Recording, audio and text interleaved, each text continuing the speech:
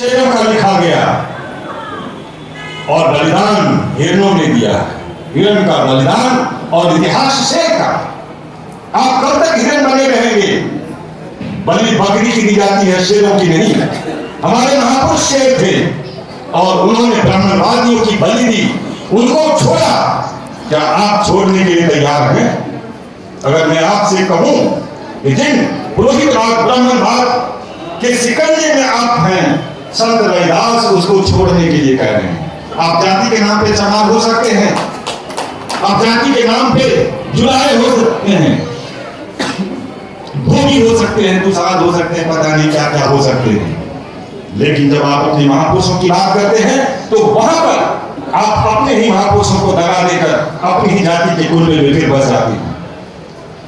आप मानिए कि भारतीय सांस्कृतिक परंपरा में दो परंपराएं हैं और वह दो जो परंपरा है दोनों के बीच मुठभेड़ होता रहा है।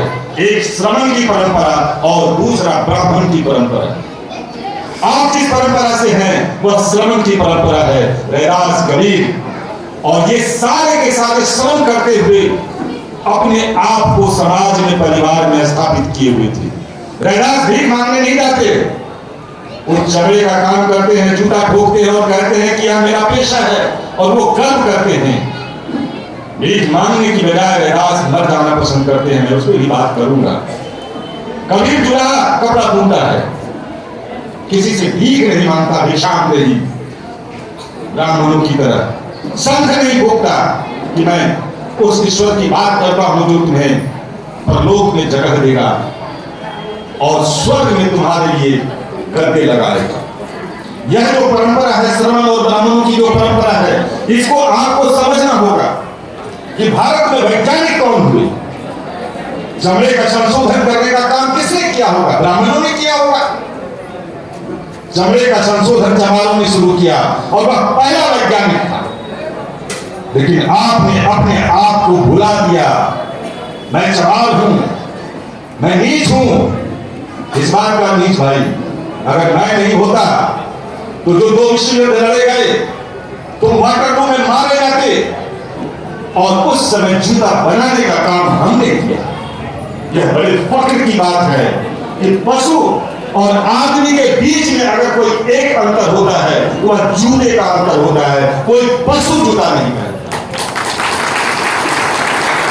आदमी में और पशु में अगर कोई एक अंतर होता है तो वह कपड़े को लेकर होता है। पशु कपड़ा नहीं पहनता, आदमी पहनता है। जुलाहों में कपड़ा बुना, वह धागों से, रेशों से कपड़ा बनाया और वह वैज्ञानिक साबित होता है। विदेश में अगर यही होता तो वहां पर गोल्ड स्मिथ कहे जाते हैं, बहुत बड़े वैज्ञानिक हुए, जिसमें कि गुरु पर अगर कोई गिरा उनका पिंड तो उसने बताया, वह बताने वाला ब्लैक स्मिथ था। और ब्लैक स्मिथ कौन होता है? लोहार होता है। लोहे का आविष्कार किसने किया? ब्राह्मणों ने किया। एक आविष्कार करके बताओ कि ब्राह्मणों ने आविष्कार किया हो। ब्राह्मणों ने एक आविष्कार किया और मैं तीन का नाम गिनाऊंगा। ब्राह्मणों के पास में तीन शब्द हैं, ईश्वर, अमृत और पारस। ये तीन शब्द ब्राह्मण के तीन आविष्कार हैं और उसने उसको मंत्रों में गढ़ा।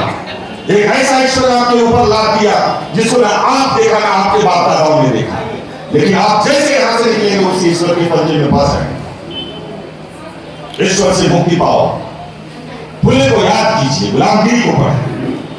गुलामगिरी में कहते हैं फुले कि अगर ईश्वर, अगर जाति को बनाने वाला, अगर कोई मुंह से ब्राह्मण, बाजू से क्षत्रिय, पेट से वैश्य और पैर से शूद्र की उत्पत्ति होती है तो मुंह में का भाषा कहां था? यह एक वैज्ञानिक सवाल है और एक सवाल जो सवाल करता है जिसके तार्किक जवाब हो सकते हैं वह दलितों ने, शूद्रों ने, अछूतों ने किया। कबीर पूछता है जो तुम ब्राह्मण जाए आन बांटते क्यों नहीं आए? अगर तुम ब्राह्मण हो तो तुम्हारी उत्पत्ति कहीं और से होनी चाहिए थी। तुम भी वहीं से पैदा ले रहे हो जहां की जमात, धोबी, पासी 500 साल पैदा लेते हैं। तो फिर तुम्हें और हमें फर्क क्या है? यह जो श्रमण संस्कृति है, श्रम की जो संस्कृति है, जो श्रम करने वाले लोग हैं वो कभी भी भीख नहीं मांगते और जो भीख नहीं मांगते वो स्वाभिमानी होते हैं। स्वाभिमान और अभिमान में अंतर होता है। अभिमान में अहंकार और स्वाभिमान में निराकार।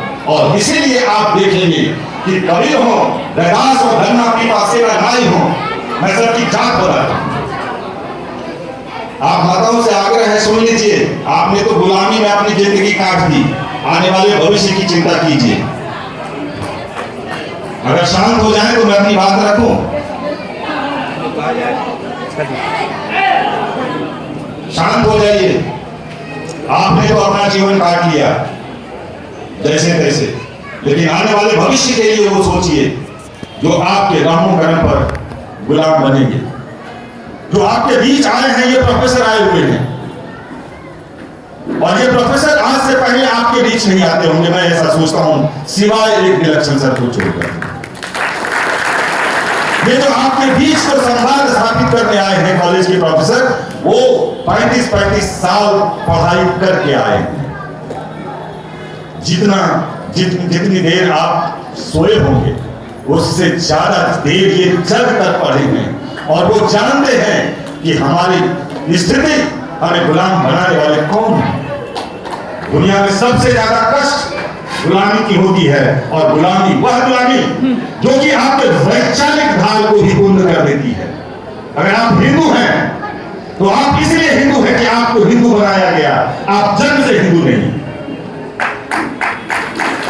रैदास हिंदू नहीं है क्योंकि रामायण में कहीं हिंदू शब्द नहीं है, श्रीमद् भागवत गीता में कहीं नहीं है, तो पर आप हिंदू कैसे हो गए? आप अछूत हैं। इससे हिंदू कहने से अच्छा आप अछूत कहलाइए, चमार कहलाइए।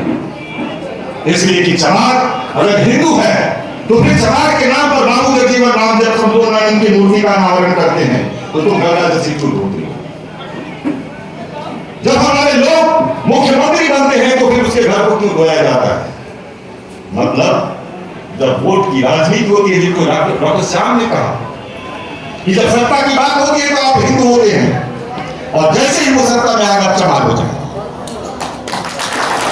ये जो चमार कहने वाले लोग हैं उससे सावधान होने की जरूरत है। और सत्ता की जो लड़ाई है उसको आप कैसे पाएंगे? ब्राह्मणों ने कैसे पाए? एक मूर्ति में प्राण प्रतिष्ठा करते हैं वो। मैं कहता हूं किसी मरे हुए आदमी के शरीर में प्राण प्रतिष्ठा कर दिखाओ, मैं उस राम को मानने के लिए तैयार हूं। प्राण प्रतिष्ठा को उससे कहते हैं जहां से उसकी कमाई होती है। आप मंदिरों की दशा को देखिए, मंदिरों में इतने पैसे कहां से आते हैं? भगवान पैसा लेकर के क्या करेगा? कबीर कहते हैं पहाड़ पूजे हरि मिले तो मैं पूजू पहाड़, ताकि से चक्की भली पीस खाए संसार। ये चक्की चलाने वाले कौन लोग हैं? ये वही लोग हैं, शूद्र हैं, दलित हैं।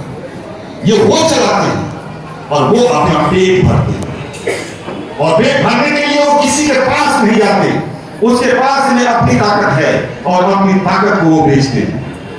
किसी के यहां अपनी बहु बेटियों को गिर भी नहीं रखते, मजबूरी है तुम उठा ले जाते हैं, लेकिन अब कलम कर दिए जाओगे। आप बढ़ाकर देखो, हमारे साथी मौजूद हैं। ये बदला है, जमाना बदला है और जमाना बदलेगा। किसी की मां ये नहीं पियाई कि हमारे आगे बढ़ते हुए कदम को रोक सके। ये हमने सीखा है, हमारी मां ने हम जैसे ये जो बैठे हुए प्रोफेसर को जन्म दिया है, ये क्रांति के दूत हैं। आपके हाथ में वो ध्वजा कमाएंगे जो कि हिंदुस्तान में हिंदू नहीं बल्कि वो होगा जो कबीर और रैदास चाहते थे।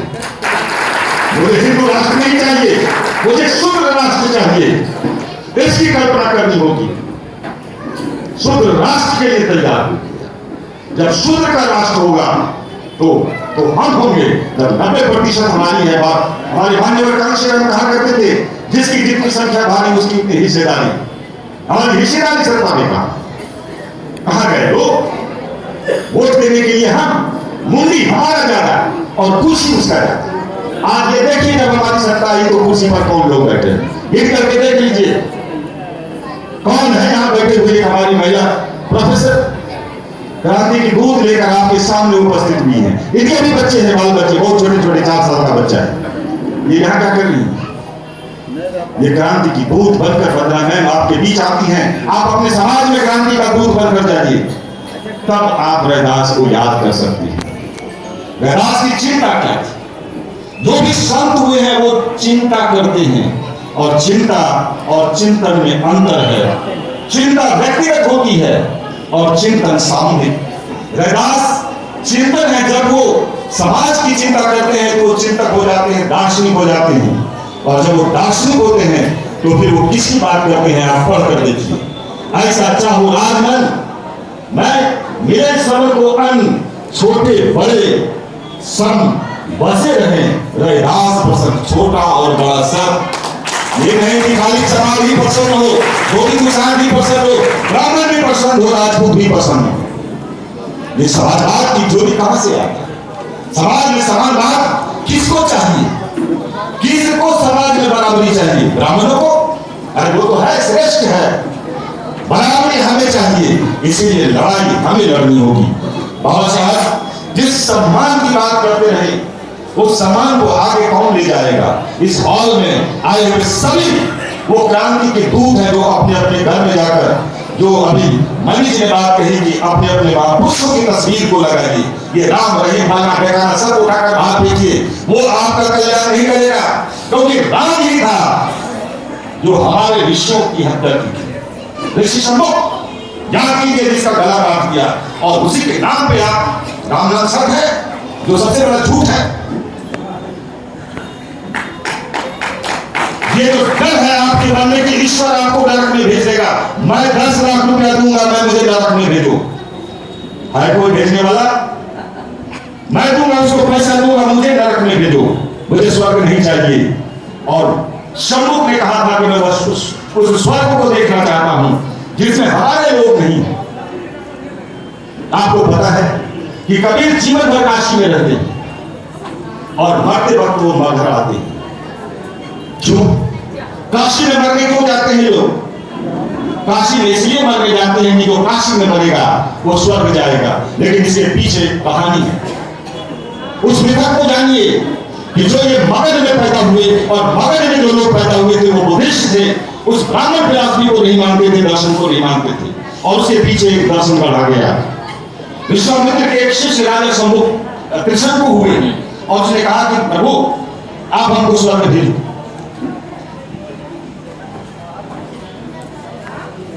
आप हमें स्वर्ग भेजो। बोला ठीक है, दिया, उसको काट करके बोला स्वर्ग भेज दिया। इंद्र बोला ये कहां से ले आए लेकर के? बोला तुमको स्वर्ग नहीं दे सकता।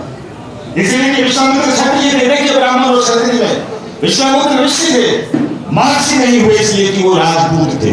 ऐसा नहीं कि ब्राह्मण और राजपूत में बहुत कठोर रहा। तुम राजपूत हो इसलिए तुम्हारी बात नहीं मानी जाएगी, इसलिए कृष्ण को तुम वापस जाओ, इस स्वर्ग में नहीं आ सकते। जब वहां से वो लौटता है कृष्ण को, बोला प्रभु आपके कहे हुए को तो माना नहीं। बोला कोई बात नहीं कृष्ण को, मैं अपने प्रताप से तुम्हारे लिए एक अलग स्वर्ग बनाता हूं। कृष्ण को एक अलग स्वर्ग बना कर दिया।